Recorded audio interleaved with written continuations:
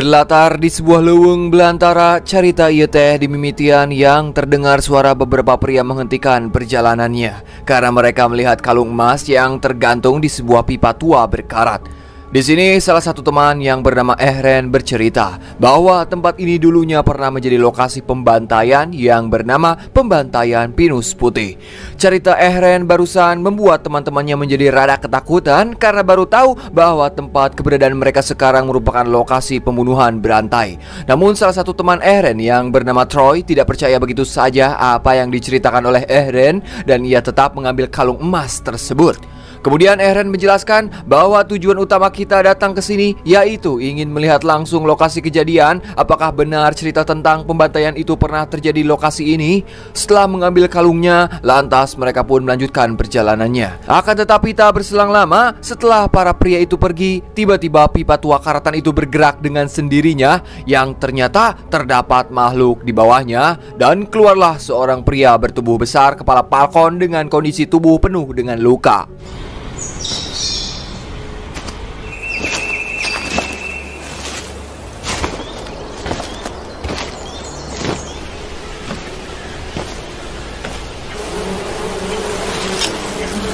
Pria yang belum diketahui identitasnya ini mulai berjalan ke tengah hutan, tak mau kemana, dan bisa dilihat di hutan itu juga banyak sekali jebakan hewan yang sudah terpasang.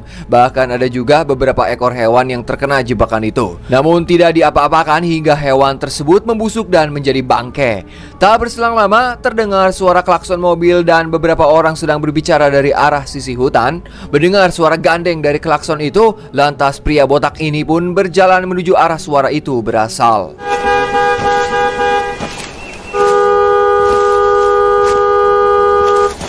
Patience for a man to pinch off a piece? Never seen those before in my life. College kids just coming for the weekend. If they step in one of these, then what? Yang ternyata suara itu berasal dari sebuah rumah sisi jalan. Sesampainya di sana, terlihat si pemilik rumah baru saja selesai mengobrol dengan seorang sheriff. Kemudian pria yang memakai baju biru itu pun masuk ke dalam rumahnya. Tanpa menyadari, sudah ada sosok botak menyeramkan di belakangnya. Kemudian dengan santainya, pria ini masuk ke dalam rumah itu. Beruntung pemilik rumah dari rumah ini sudah keluar lewat pintu depan sambil memegang senjata untuk berburu. Ketika sosok menyeramkan ini sudah masuk, di tempat itu terdapat foto keluarga dan sebuah kalung emas. Dan saat sosok ini akan mengambil kalung tersebut, terdengar suara si pemilik rumah yang menembakkan senjatanya ke arah kolong meja. Mendengar suara tembakan itu, sosok menyeramkan ini langsung menghampiri pemilik rumah dan sempat terjadi pertikaian namun tidak diperlihatkan. Hingga tak lama si pemilik rumah yang ketakutan pun kabur ke dalam hutan, diikuti oleh pria menyeramkan ini dengan tetap berjalan santai.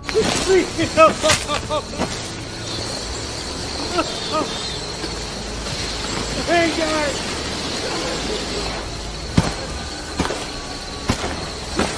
No! Setelah beberapa jauh diikuti, terdengar suara teriakan dari si pemilik rumah yang ternyata beliau sudah terkena jebakan hewan yang dibuat oleh si pria botak menyeramkan ini.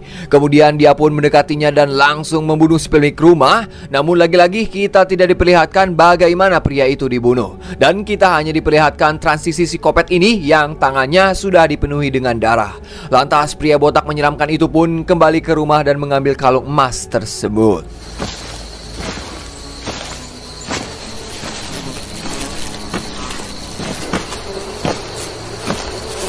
Setelah itu pria botak menyeramkan ini kembali berjalan menuju ke dalam hutan. Hingga tak terasa ia berjalan sampai larut peting alias malam. Namun tak lama kemudian ia melihat dan mendengar suara mobil yang di dalamnya berisi beberapa orang remaja yang sedang bersenang-senang.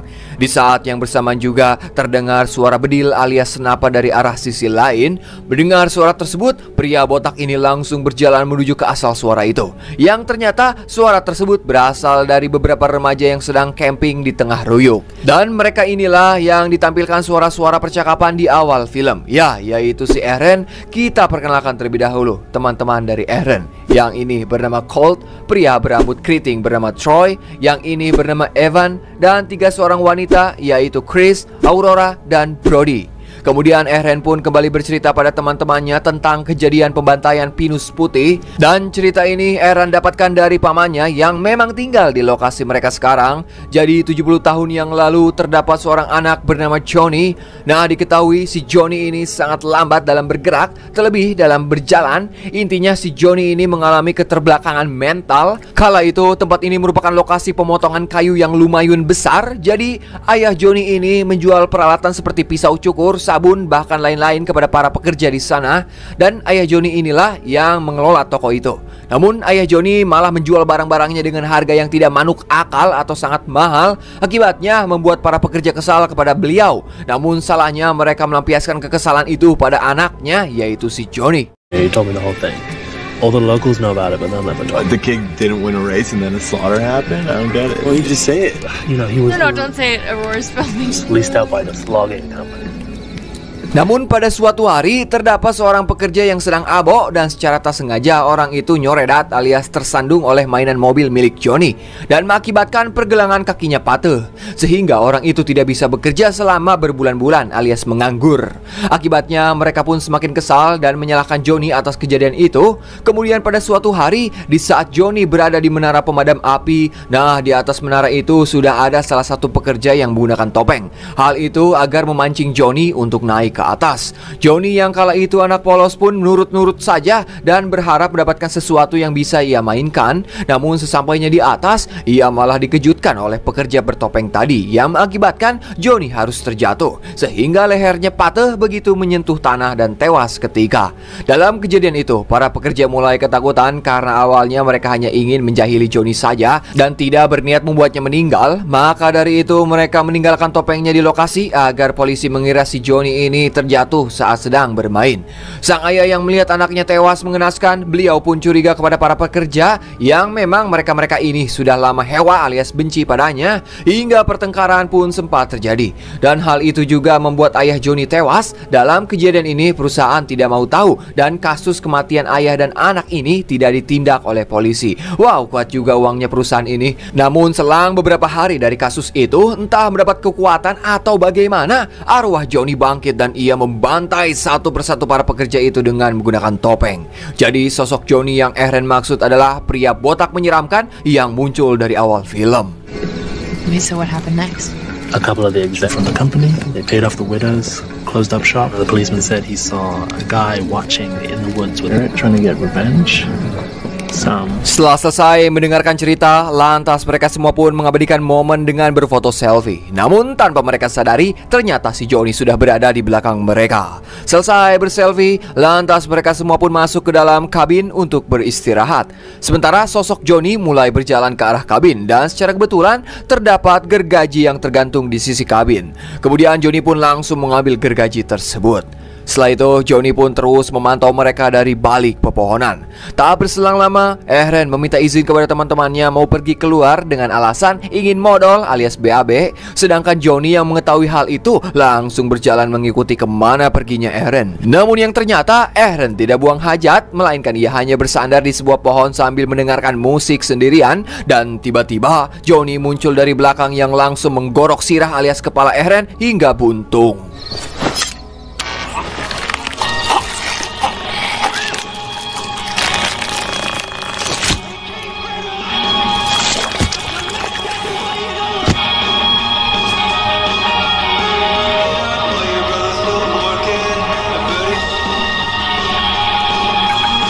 Setelah membunuh Ehren, Johnny pun mulai membawa jasad Ehren ke sebuah bangunan. Dan mungkin saja bangunan ini dulunya merupakan kantor atau bagian dari industri kayu. Setelah masuk ke dalam, lantas Johnny pun menggunakan jasad Ehren untuk memecahkan kotak kaca yang di dalamnya berisikan topeng.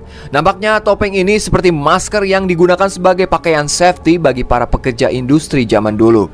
Kemudian Johnny pun langsung memakai topeng itu dan berjalan keluar. Bisa dilihat, Johnny sudah memiliki senjata kail rantai dan kapak di tangannya. Dan sekarang Johnny sang psikopat bertopeng sudah bangkit kembali. Kemudian Johnny pun berjalan kembali masuk ke dalam hutan hingga tak terasa hari pun semakin caang.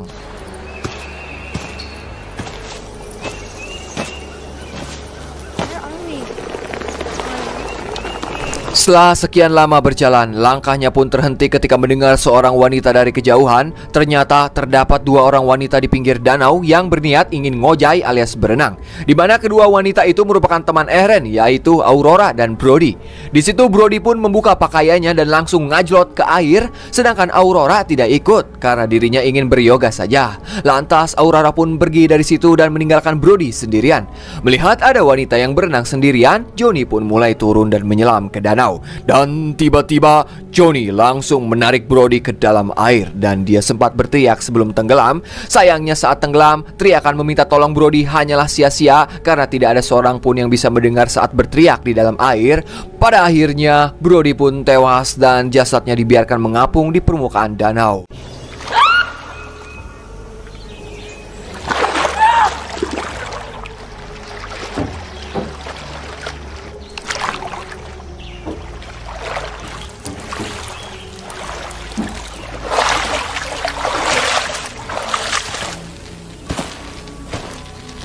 Setelah membunuh Brody, Johnny pun kembali berjalan santai melewati hutan hingga sampailah ia melihat Aurora yang sedang asik beryoga di gigiran jurang.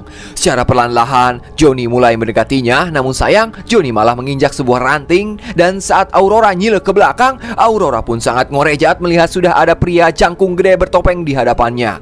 Nah, menurut Uing teh, disinilah adegan yang paling mengerikan dan sadis. Buat kalian jangan coba-coba nonton filmnya secara langsung, apalagi saat makan, dan jangan juga nonton saat sedang stres. Takutnya kalian malah pengen mencoba melakukan apa yang Johnny lakukan pada orang lain.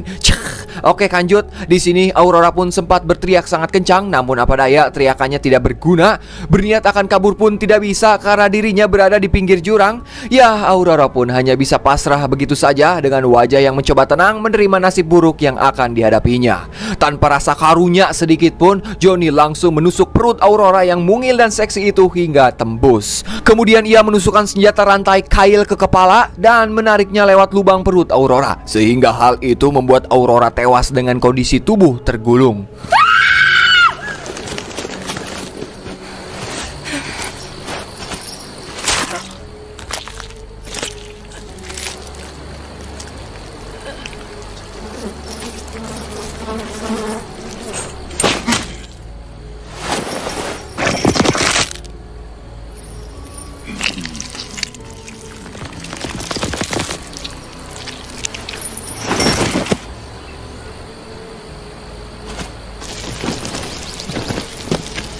Belum diketahui secara jelas apa motif dan tujuan si Johnny membunuh Ehsan dan teman-temannya. Apakah salah satu dari kelompok Ehsan pernah berbuat salah pada Johnny? Nah, penasaran kan? Nonton sampai beres oke barudak? Well, seperti biasa setelah selesai membunuh, Johnny kembali berjalan santai menelusuri hutan. Dan tak lama kemudian, Johnny mendengar suara beberapa teman Ehsan yaitu Chris dan Troy. Yang saat itu mereka sedang membahas beberapa teman mereka yang belum juga kembali sampai sekarang.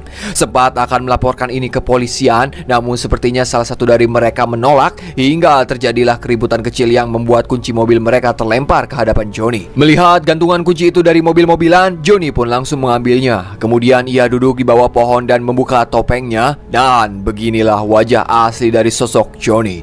Terlihat ia sedang memainkan mobil-mobilan dari gantungan kunci tersebut. Akan tetapi tak berselang lama muncul Troy yang sedang mencari kuncinya yang terlempar. Namun ia hanya menemukan kampak milik Johnny. Lantas Troy pun membawa kampak itu, sehingga membuat Johnny yang sedang asik memainkan gantungan kunci berubah menjadi marah. Shit like that all over the fucking place here. Something's not wrong.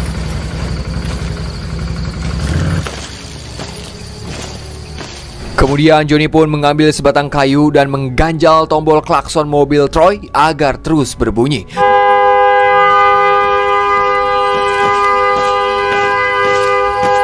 Kemudian Johnny pun berjalan memutari kabin dan kembali ke depan. Di situ sudah ada Troy yang sedang marah-marah karena dirinya merasa dijahili. Kemudian Johnny pun mengambil kampaknya kembali yang tertancap di batang pohon. Saat itu juga dari arah belakang, Johnny langsung menyabetkan kapaknya ke arah Troy. Beruntung Troy masih bisa menangkis sabetan itu, namun tetap saja dirinya malah terdorong hingga terjatuh. Dan saat itulah Johnny langsung menyabetkan kapaknya tepat mengenai paha Troy. Saat Troy sudah terpojok, di sini Johnny akan membunuhnya. Beruntung di waktu yang tepat muncul si Evan yang langsung menembak Johnny hingga 3 letak.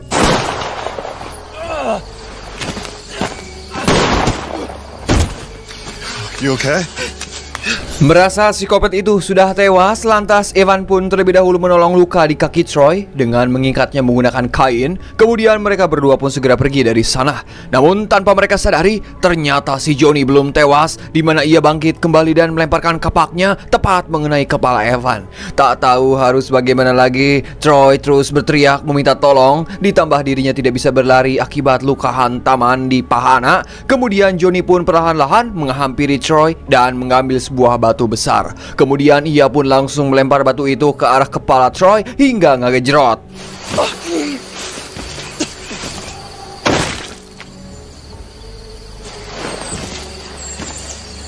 Setelah keduanya tewas, Johnny pun merogoh kantong celana Troy karena yang ia incar adalah kalung emas tersebut. Sayangnya Johnny tidak menemukan apa-apa di kantong celana Troy.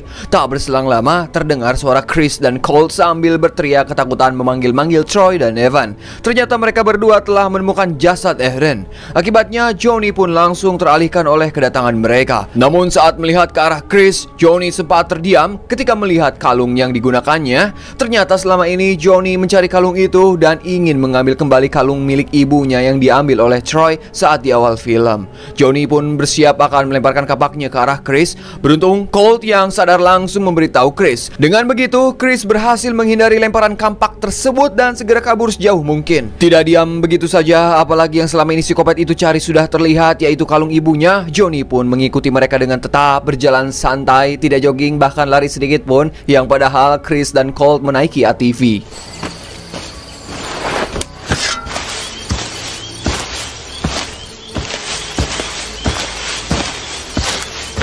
Terlihat Johnny terus berjalan hingga tak terasa hari pun semakin poek, dan singkat cerita sampailah ia di pos sheriff. Yang ternyata Chris dan Colt sudah berada di sana untuk melaporkan kejadian tadi. Namun terdengar si sheriff ini malah marah-marah kepada mereka sebab ia melihat kalung yang dipakai oleh Chris. Di sini sheriff mengatakan bahwa kalung itu milik ibunya Johnny dan hanya kalung itulah yang bisa membuatnya tenang. Chris yang tak tahu apa-apa, ia pun hanya bisa meminta hampura dan akan mengembalikannya kembali. Namun sheriff menjawab, "Kau telat karena sekarang Johnny sudah bangkit dan ia akan tetap membunuh siapapun meskipun orang tersebut sudah mengembalikan kalungnya." Di sini Johnny pun tetap berjalan santai perlahan-lahan mendekati mereka. Sheriff yang sudah tahu bahwa Johnny pasti akan mendatangi mereka, dirinya juga sudah siap dengan shotgunnya, dan saat Johnny mulai mendekati mereka, si sheriff itu langsung melepaskan satu tembakan hingga membuat Johnny tikusruk. Di sini si sheriff sudah tahu bahwa tembakannya itu tidak akan membunuhnya, melainkan hanya memperlambatnya saja. Maka dari itu ia segera menyuruh Colt mengambil rantai untuk mengikat Johnny dan mengembalikannya ke menara pemadam api tua, karena menurut si sheriff hanya tempat itulah yang bisa menahan Johnny. Go to the shed there. Grab some chains, okay? We're gonna wrap him up. Now! It's mostly true.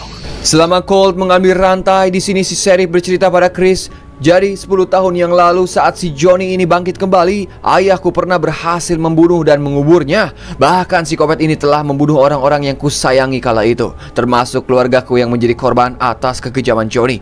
Jadi sekarang aku melakukan apa yang ayahku lakukan. Maksudnya si sheriff kali ini akan benar-benar membunuhnya."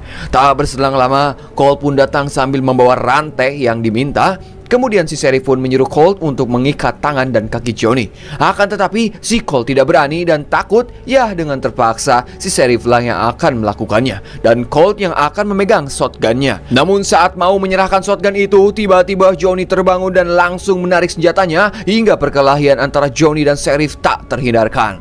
Saat pertarungan berlangsung, si sheriff menyuruh Chris dan Colt untuk segera pergi sejauh mungkin. Bukan psikopat namanya, namun terkuat, Johnny pun berhasil mematahkan lengan si sheriff, kemudian menarik tulang leher sheriff hingga lemah tak berdaya. Setelah itu Johnny pun menyeret tubuh sheriff masuk ke dalam ruangan, di mana di dalam ruangan itu terdapat mesin pemotong kayu. Kemudian Johnny pun menyimpan tubuh si sheriff tepat di atas mesin pemotong, hingga pada akhirnya si sheriff pun tewas dengan kepala terputus.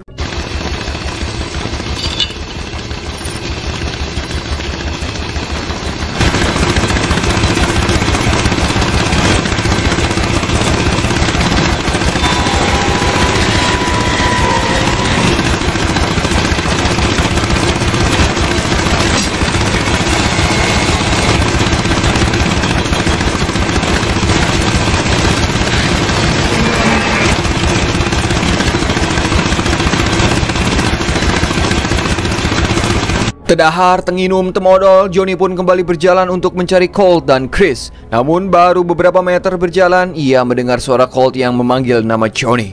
Ternyata mereka ini mencoba memancing si Johnny agar bisa membunuhnya. Sok halaun. Namun lagi-lagi cara itu tidak berhasil. Saat Colt mencoba menghampiri Johnny dari arah belakang, si Johnny langsung menghantam kepala Colt dengan membabi buta. Meskipun pada hantaman pertama sebenarnya Colt sudah tewas, Chris yang melihat itu hanya bisa terdiam ketika jasad temannya dicincang-cincang. Karena tak ada pilihan lain, Chris pun menyimpan jebakan hewan dan jerigen itu, yang padahal tadinya alat tersebut adalah perangkap untuk si Johnny. Chris juga melepas kalung dari lehernya dan menyimpannya di atas jerigen. Kemudian Chris pun mulai menjauh secara perlahan-lahan dan pergi sejauh-jauh. Nah,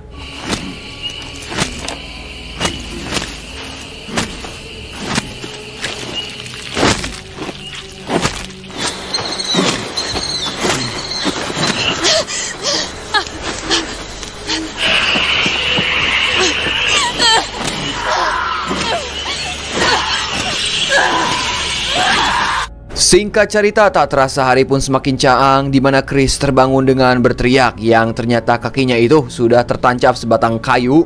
Mungkin saat Chris berlari di malam hari, dirinya tak sengaja najong sebuah kayu. Tak menyerah begitu saja, Chris pun berusaha berjalan sekuat tenaga sambil menahan sakit untuk mencari jalan keluar dari hutan. Setelah beberapa lama berjalan, akhirnya Chris sampai di jalanan dan bertemu dengan seorang wanita yang mengendarai mobil.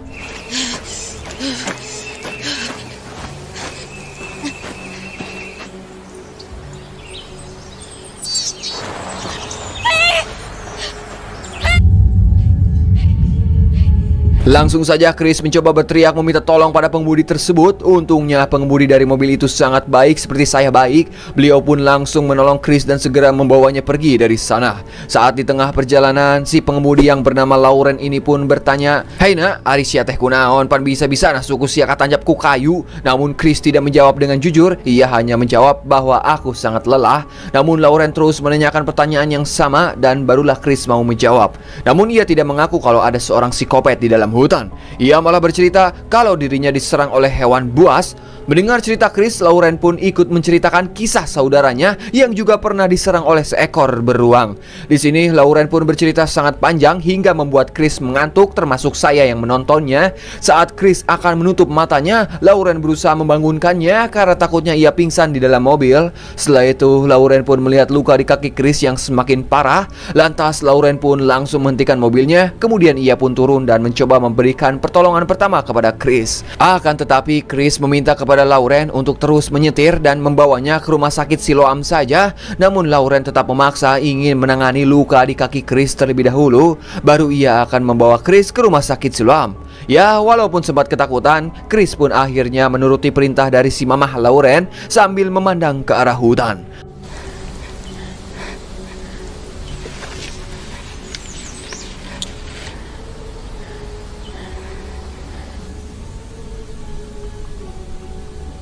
Sementara di sisi lain, kalung yang disimpan Chris di atas jerigen juga sudah tidak ada dan pastinya si Johnny sudah mengambilnya.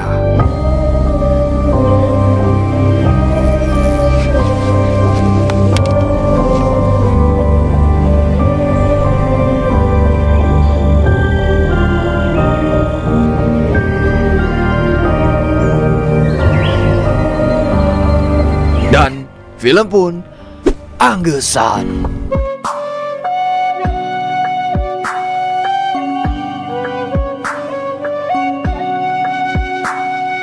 Sosok psikopat Johnny di film ini tidak memiliki banyak latar belakang, di mana dia akan bangkit setiap kali seseorang mengambil kalung ibunya dari tempat kuburannya. Biasanya rata-rata film horor thriller condong ke arah calon korban, namun film ini sebaliknya, di mana film ini lebih fokus ke sudut pandang si pembunuh buat pergerakan ceritanya.